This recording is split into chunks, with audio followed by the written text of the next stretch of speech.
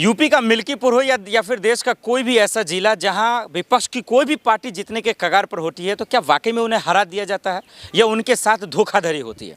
यह आरोप राजीव कुमार के साथ साथ चुनाव आयोग पर लगता जा रहा है और ये आरोप किसी सड़क या कहीं बाहर से नहीं है, ये पार्लियामेंट के अंदर से है। पहले राहुल गांधी और फिर उसके बाद अखिलेश यादव ने कहा कि हम मिल्कीपुर हारे नहीं हैं, हमें हराया गया है और इसका बदला हम लेकर रहेंगे। राहुल गांधी ने भी यही कहा कि महाराष्ट्र हम हारे नहीं हैं, हमें हराया गया, हम हरियाणा हारे नहीं है, हमें हराया गया। तो आखिर क्या वाकई में सत्ता विपक्ष की पार्टी जीत रही है? सत्ता पक्ष वाकई में उनका कोई साथ दे रहा है? साथ देने वाला कौन है? आखिर क्यों इतनी बेशर्मी दिखा रहा है? ये तमाम अहम सवाल है। यही चचा शिवपाल, डिम्पल यादव, तमाम लोग यही सवाल कर रहे हैं कि आखिर चुनाव आयोग क्यों इस तरीके से व्यवहार करता नजर आ रहा है। हमेशा से चुनाव आयोग के खिलाफ, राजीव कुमार के खिलाफ कांग्रेस के सीनियर लीडर हमेशा से बेबाकी से बात करते रहे हैं और सवाल पूछते रहे हैं कि इतना ड्रामाबाजी और दलाली कब तक करता रहेगा चुनाव आयोग। मलिक साहब, आपका बहुत बहुत स्वागत है। आपकी बातें अब तो संसद में भी उठने लगी है कि आखिर चुनाव आयोग क्या जानबूझकर विपक्ष को हरा रहा है? मिल्कीपुर में भी ऐसा हुआ? देखिए, एक चीज मैं आपको बता दूं, जब से ये राजीव कुमार आए इलेक्शन कमीशनर, तब से इस देश के लोग, जो देश के लोगों के साथ विश्वासघात हो रहा है, पूरे देश में विश्वासघात हो रहा है। सबसे अच्छा चुनाव आयोग राजीव कुमार यही है। मैं आप मेरी बात आगे पूरी सुन तो सही। नहीं, विश्वास की बात क्या अपन इसलिए मैं इसलिए चुनाव आयोग जब से आया है, देश के लोगों के साथ ये बेईमानी कर रहा है। जो लोग पार्टी को जिताना चाहते हैं, आयोग या राजीव कुमार, कौन बेईमान? राजीव कुमार और चुनाव आयोग दोनों ही वो एक ही तो हैं, वही की तो है, उसी का तो ये चीफ है। ये बेईमानी कर रहे हैं। कहाँ बेईमानी हुआ और क्यों बेईमानी? देखिए, महाराष्ट्र में बेईमानी हुई, हरियाणा में हुई, मध्य प्रदेश में हुई, छत्तीसगढ़ में हुई, कहाँ नहीं बेईमानी हुई।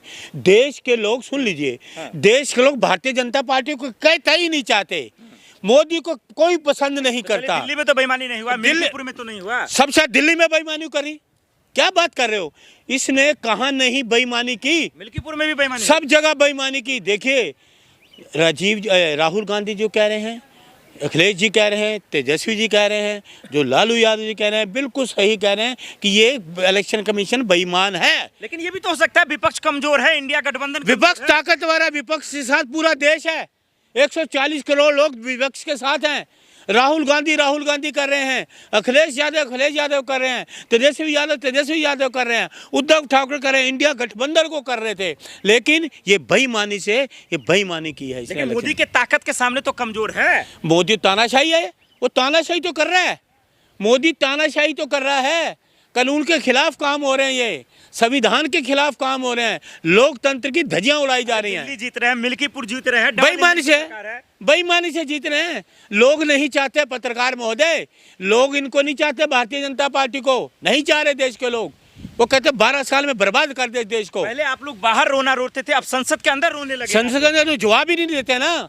देश के लोगों की बात की जाती है संसद में, राहुल जी देश के लोगों की बात करते हैं, अखिलेश जी देश के लोगों की बात करते हैं ना, जवाब मिलता है क्या? तो इसका मतलब तानाशाही है, ये तानाशाही कर रहे हैं, किसी बात का जवाब ही नहीं देते। अगर सुनिए, क्या वजह है महाराष्ट्र में इतने वोट बढ़ गए इलेक्शन के बाद? तो जनरल सवाल है। इतने बड़े नेता है, जाते क्यों नहीं चुनाव आयोग? मिलते क्यों नहीं है? खाली प्रेस कॉन्फ्रेंस करने से हो जाएगा? क्यों? चुनाव आयोग क्या है? संस्था है, ईमानदार संस्था, बेईमान संस्था है, बेईमान है ये राजीव कुमार। किसको आप कह रहे हैं संस्था? सर, चुनाव जब से ये राजीव कुमार आया, जब से राजीव कुमार बेईमान है। इलेक्शन कमीशन में बोल क्यों नहीं देता? प्रश्न सब बोल रहे हैं, बोलते हैं, जवाब हम तो संविधान के विपक्षी तो बोलना। अरे सारे विपक्ष में है, संविधान के तरीके से हम चलेंगे कि इनकी तरह बेईमानी करेंगे?